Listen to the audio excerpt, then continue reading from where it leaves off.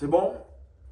Le gouvernement militaire au pouvoir au Niger vient d'accuser le secrétaire général des Nations Unies, Antonio Guterres, d'avoir empêché la pleine participation du Niger à cet événement. J'espère que ça va, on va tous faire ça pour commencer. C'est toujours avec beaucoup de plaisir. Donc, vous savez ce qui se passe au Niger depuis un temps. Les Nigériens se sont levés pour leur destinée. Ils ont pris la direction de leur vie en enlevant M. Bazoum, en le sortant en tout cas de ses capacités, de ses pouvoirs. Le Niger est actuellement dirigé par un groupe militaire, les nouvelles personnes en forme, en force au Niger. Ils sont partis aux Nations Unies, vous savez comment ça se passe généralement, chaque année. Les nations vont se rencontrer aux Nations Unies pour discuter sur leur programme général, pour discuter sur leur avenir, pour parler de leur pays. Okay? On a d'ailleurs fait une vidéo récemment parlant de la Guinée, comment le président guinéen s'est exprimé avec beaucoup de force. Le Niger est aussi parti pour exprimer, en tout cas ce qu'ils ressentent, pour parler de leur vie, parler de leur avenir, parler de leur pays. Mais malheureusement, il leur a été empêché de s'exprimer. Alors le gouvernement militaire qui a pris le pouvoir au Niger a accusé le secrétaire général des Nations Unies, Antonio Guterres, d'avoir empêché la pleine participation du pays de l'Afrique de l'Ouest. Ils disent que la décision de ne pas permettre à l'envoyé de la junte de s'exprimer à l'Assemblée générale des Nations Unies à New York pourrait saper tout effort visant à mettre fin à la crise dans notre pays. Avec la complicité de la France et des deux chefs d'État francophones de la CEDEAO, le secrétaire général des Nations Unies s'est fourvoyé dans l'exercice de sa mission en faisant obstacle à la pleine participation du Niger aux travaux de la 78e session de l'Assemblée générale de l'ONU. Bon, on est là. C'est quand même choquant de voir ce qu'on est en train de voir. Je pense qu'il est important qu'on le dise. Le Niger est un pays libre. Okay? Ce qui se passe au Niger, regarde qui est les Nigériens. Du moment que tout ce qui passe dans les normes conformément à leurs droits et leurs lois, ça ne regarde les Nigériens. Okay? Maintenant, nous sommes face à une situation où les Nigériens ont décidé de changer leur président parce qu'ils avaient remarqué que Bazoum ne travaille pas pour les intérêts des Nigériens. Ils veulent une liberté totale, une vraie liberté. Ils se sont libérés de Bazoum sans lui portant la main dessus, sans heurter Bazoum comme généralement on le fait. Maintenant, le Niger a essayé de faire conformément à la positivité pour éviter un bain de sang. Ils ont établi un gouvernement, on a établi un premier ministre civil et maintenant ils ont envoyé leur envoyé aux Nations Unies pour aller discuter, pour aller parler. L'accès à la parole lui a été empêché. Même l'accès même à l'événement lui a été empêché par Antonio Guterres qui est secrétaire général des Nations Unies. Alors qu'est-ce qu'on dit ici? On dit que la France et les amis des Français en Afrique de l'Ouest auraient programmé, discuté avec Guterres pour empêcher à ce que les Nigériens partent s'exprimer ouvertement aux yeux du monde et disent la vérité. Et pourquoi cela? Parce qu'en réalité, les Nigériens seraient partis aux Nations Unies pour donner des preuves que la France est en réalité en train de soutenir, d'armer et d'outiller les terroristes dans le Sahel. L'envoyé du Niger aux Nations Unies est parti pour dénoncer, pour donner des preuves que la France était en réalité en train d'armer, d'outiller, de soutenir les terroristes dans le Sahel. Ceci nous rappelle une chose, je pense que c'était le 22 juin 2022, quand le Mali a fait une demande ouverte accusant la France d'armer, d'outiller, de soutenir les terroristes au Mali et dans le Sahel. Vous vous en souvenez? Le Mali est parti aux Nations Unies disant « Nous voulons montrer des preuves. Nous avons besoin d'une séance spéciale pour montrer nos preuves que la France est en train d'outiller les terroristes, de leur accorder de l'intelligence, c'est-à-dire des renseignements, prises par des drones, des images, d'armer les terroristes dans le Sahel. » Qu'est-ce qui s'est passé aux Nations Unies? On n'a pas accordé au Mali le temps ou l'espace nécessaire. Le Mali était prêt à montrer des preuves que la France était en effet en train d'armer les terroristes. Mais les Nations Unies n'ont pas accordé au Mali le temps ou la capacité de pouvoir s'exprimer.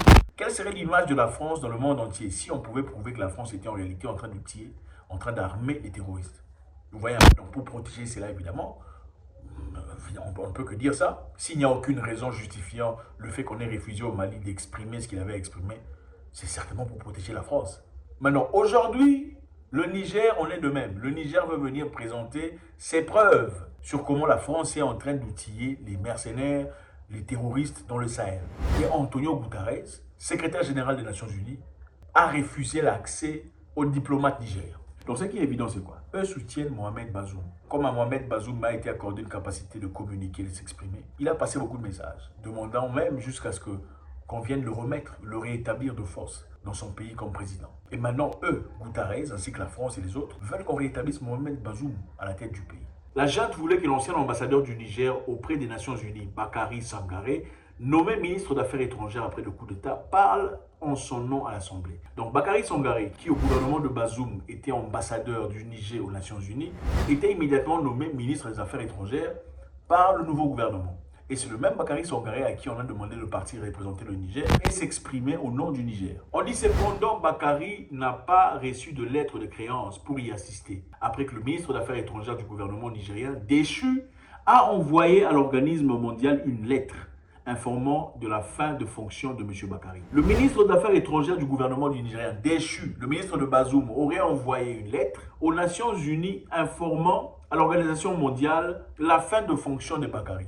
Imaginez-vous un peu. Donc, d'après Guterres, le gouvernement qui vient d'être déchu a envoyé une lettre aux Nations Unies disant que M. Bakary a été démis de ses fonctions. Donc, il ne peut plus représenter le Niger.